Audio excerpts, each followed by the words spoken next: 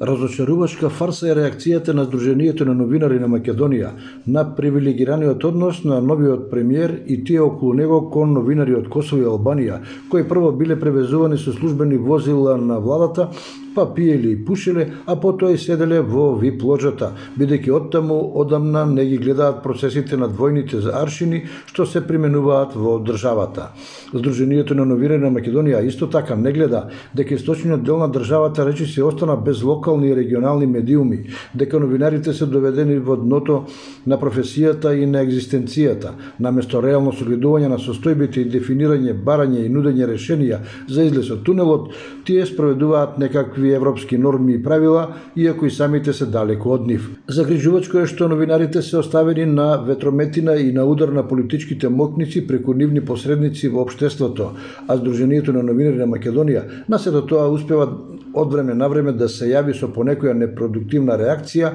која завршува таму каде што е објавена. Истото тоа ЗНМ не се ни обиде да побара од партиските субјекти учесници во изборните трки, да практикуваат принципиелна распределба на средствата за изборните кампањи, кога веќе не спречија партиите и кандидатите за претседател на државата да се финансираат од буџетот, односно од парите на граѓаните.